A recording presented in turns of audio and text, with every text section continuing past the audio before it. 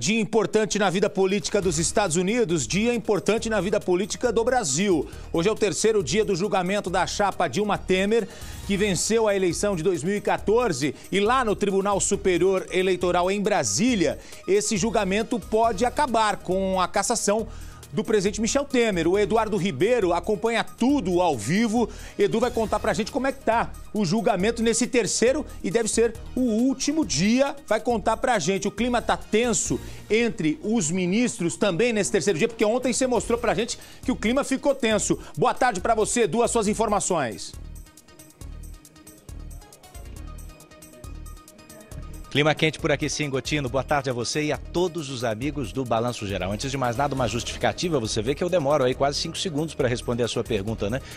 Nossa equipe, todas as outras ao meu redor, estão utilizando de internet para gerar essas imagens ao vivo para todo o Brasil e para o mundo, utilizando o que a gente chama de Multilink. Mas como você sabe, a banda larga no Brasil às vezes é mais lenta do que larga. Mas isso tudo para a gente ficar assim, ó, a poucos passos da notícia no primeiro subsolo do Tribunal Superior Eleitoral, entrada do plenário. Sessão suspensa ali atrás, você acertou no diagnóstico. Eu ouvi agora há pouco o ministro Tarcísio Vieira, que disse o seguinte, que existe a possibilidade de que o julgamento seja concluído hoje mesmo. Houve troca de farpas de novo hoje? O clima esquentou? Sim, Gotino, esquentou porque o relator do processo aqui no TSE, o ministro Herman Benjamin, era por volta de 12:30, ele citava a todo instante trechos de votos passados do ministro Gilmar Mendes, que preside a corte, quando Gilmar relatava em 2015 a tentativa de reabertura desse processo, a possibilidade de cassação da chapa Dilma e Temer. E neste momento Gilmar Mendes interrompeu o relator e disse: o senhor não coloque palavras na minha boca,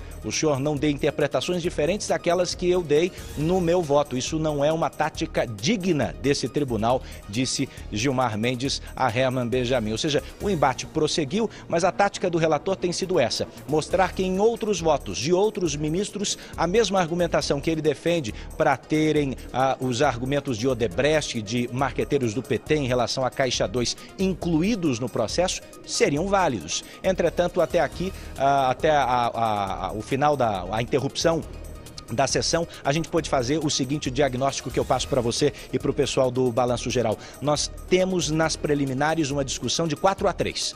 4 votos a 3 pela rejeição das provas da Odebrecht. Ou seja, Marcelo Odebrecht, ouvido aqui no TSE, dizendo que entregou 50 milhões de reais para a campanha de Dilma Rousseff de 2014. A Mônica Moura e os marqueteiros do PT falando em 10 milhões de reais por fora, recebidos por eles de Caixa 2 na campanha petista. Quem é que não aceita, portanto, essas provas? Os ministros Tarcísio Vieira, Napoleão Nunes Maia, Admar Gonzaga e ainda não declarou-se efetivamente, mas deu sinais, Gilmar Mendes. E quem é que aceitaria a inclusão dessas provas para o julgamento final? Herman Benjamin, que é o relator, Luiz Fux, e ainda que não tenha declarado oficialmente seu voto, Rosa Weber. Eu trago para concluir algumas das frases que apimentaram o julgamento de hoje, que pode definir o futuro do governo Temer. O ministro Admar Gonzaga disse o seguinte: se a gente amplificar as causas de um julgamento desse jeito, nas próximas eleições não haverá pacificação política em lugar nenhum. O ministro Luiz Fux, de outro lado, disse: é impossível uma corte descobrir e não levar em consideração fatos graves. Ou seja, a tarde ainda promete ser quente aqui em Brasília. Reinaldo Gotino. Obrigado, Eduardo Ribeiro, um dos mais completos jornalistas do Brasil. Fala fácil sobre a vida política do país, explica para você o que está acontecendo